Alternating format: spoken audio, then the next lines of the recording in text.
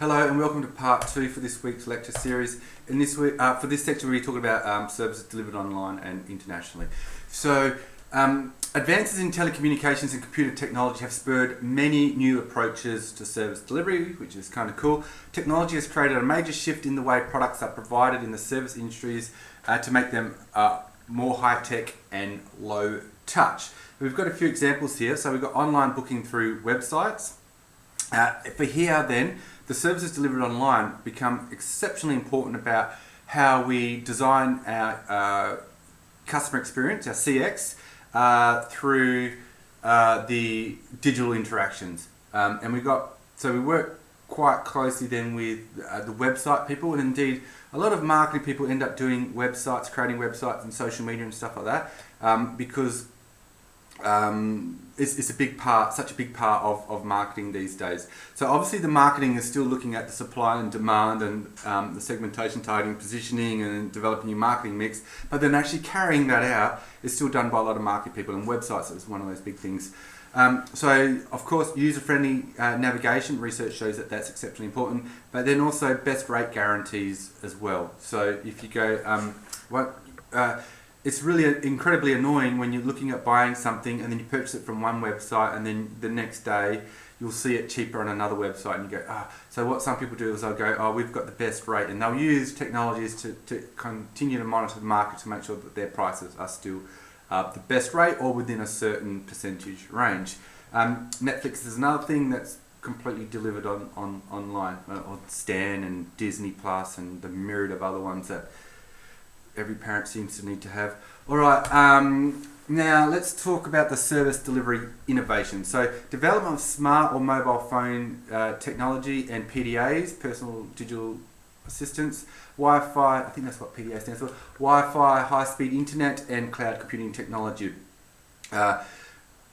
So with the cloud, a lot of times we used to have databases managed through like physical hard drive and stuff like that, but now being online and through the cloud gives us much more availability for our clients to sort of access our service as well. It makes things easier to access and more accessible. So voice recognition technology that allows customers to give information and request service from automated message direction services, websites that provide information, take orders and serve as a delivery channel, and then commercialization of smart cards and digital wallets containing microchips.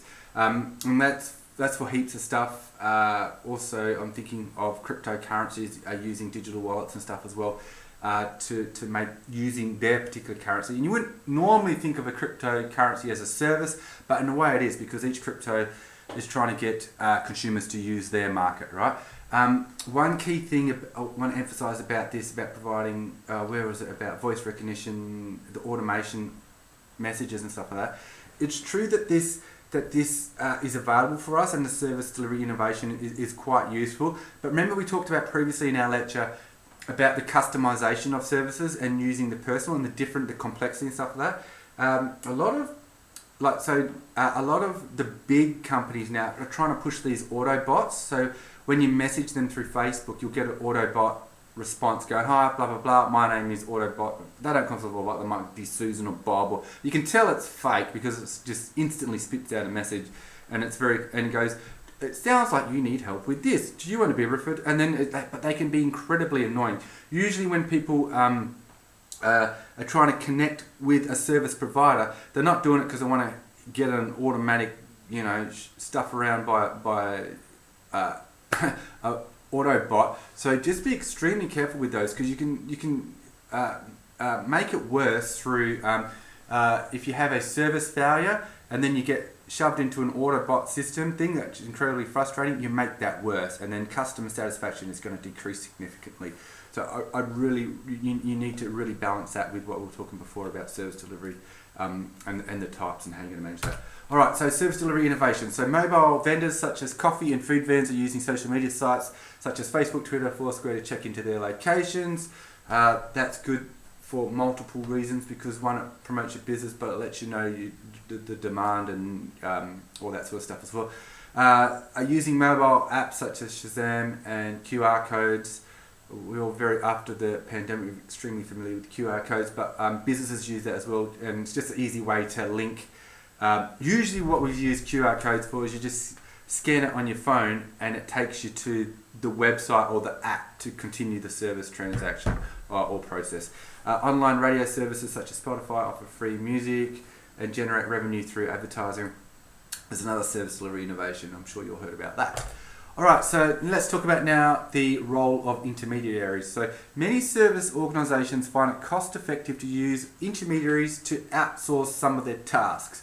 For example, cruise liners, like this big boat thing here, this big cruise liner, and resort hotels over here. It looks beautiful. You know, how much do we want to go there and just chill out on the beach and have a beer? So the resort hotels use travel agents to handle customer interactions such as information, reservations, payments and tickets. So this lady here is the customer, what do they call them? The travel agent.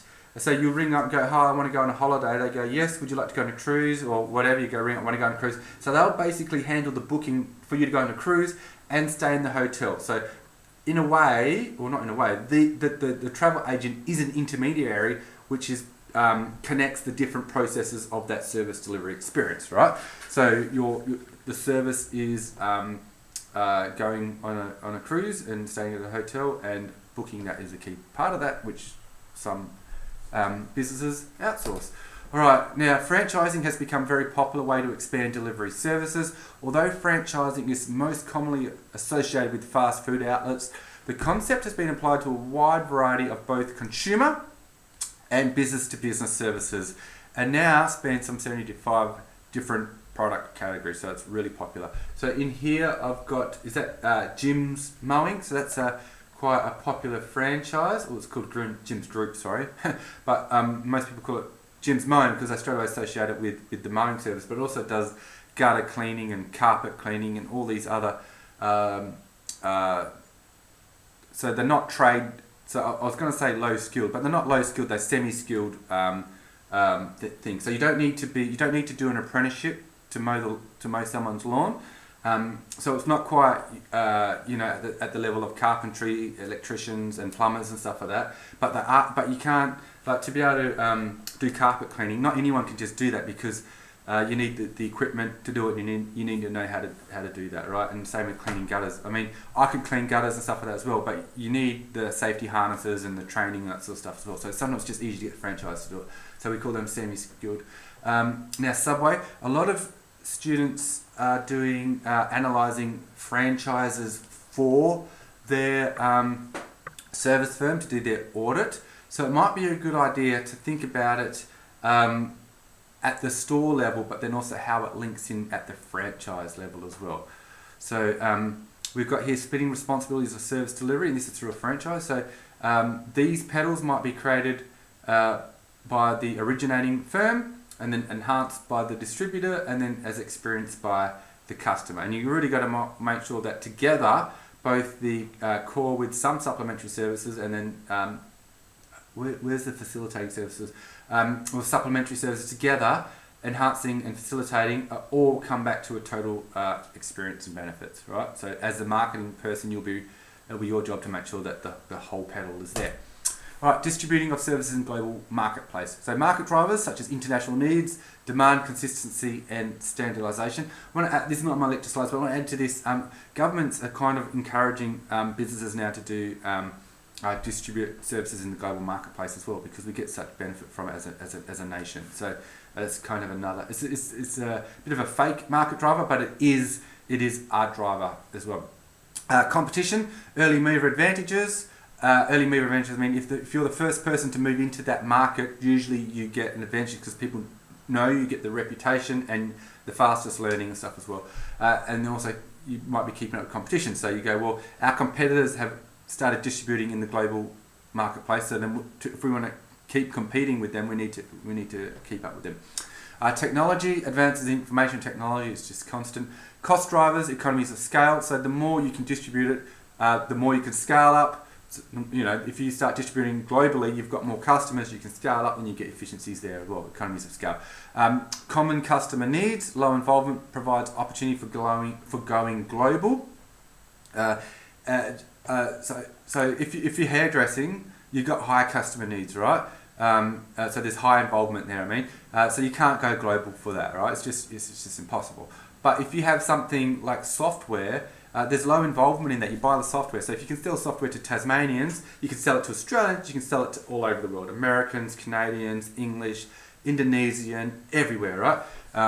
So government, so policies encourage international trade, which is kind of what I was trying to make the point with market drivers. All right, here we got specific implications of culture for international service encounters. Now we've got these cultural dimensions. So the relationship with nature, so higher context cultures such as Asia, they have a control over nature. Whereas low context cultures such as Western countries, they have the cultural influence of being controlled by nature. So the service encounter implication then is that customer expectation of degree of control in service encounter. So do we expect the service firm to be completely in control over nature, or do we go, well, no, it's just an organisation that's reacting to their environment? A relationship with time, so we've got past or tradition orientated, and then for Western cultures we've got future or goal orientated, and then so customer expected of provider flexibility and time spent at the service encounter. And if you're like me, I'm a very future orientated person, this is a really important thing for me because I have my expectations about the flexibility of time spent at service counter is very minimal. Whereas someone that has a different perspective of time is obviously going to have different zones of tolerance for that. All right, relationship with activities, so whether you're task orientated or experience orientated, customers emphasize on the process versus the outcome of service. And then relationship with others, whether you're group orientated or individual orientated. So customer expectation of significance of personal relationship within the service encounter. So all these different types of cultural dimensions impact how we need to design our service and adjust them for an international global marketplace. All right. Now, when we're entering international marketplaces, we've got this model here which helps us to consider how to go international. So how might the firm protect its intellectual property and sources of value creation and the level of desired customer interaction? So here we've got the customer interaction in the creation of a service. So if it's low, it's on this side. Whereas in this model, on this axis, the control of intellectual property and sources of value creation, we've got high here. I'm not sure why they did high at the bottom and low at the top. To me, it kind of makes sense to go the other way, but then the model will be flowing differently. So in here, news, software, music, and films, like, what do you call them, like films, like documentaries and Netflix, and I can't remember the word, but like blockbuster videos. I can't remember the word it's called, but those types of products, there's low interaction, but you need a high control over your intellectual property, right? Whereas as we go further along, such as car rentals, hotels, fast foods, courier services, somewhere in the middle, so customer interactions like car rentals, you pick it up, stuff that, but not always seeing them every day. Fast food, you're kind of in and out, it's quite process orientated, and the intellectual property is not that important. Now, here for legal services, advertising agencies, and management consulting, which is kind of a lot of stuff that we do.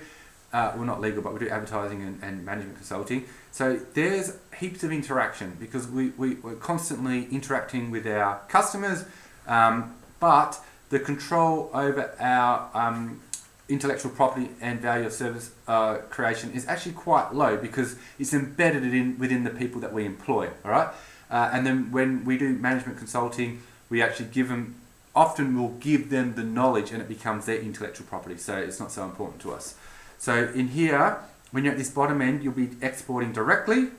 In the middle bit, you'll be have an asset-light strategy, such as licensing and franchising, whereas this top one here, you'll need foreign direct investment via branch, subsidiary, merger and acquisitions. And indeed, a lot of these organisations do acquisitions and stuff like that. Alright, so that concludes part 2. In part 3, we'll be focusing on our blueprinting.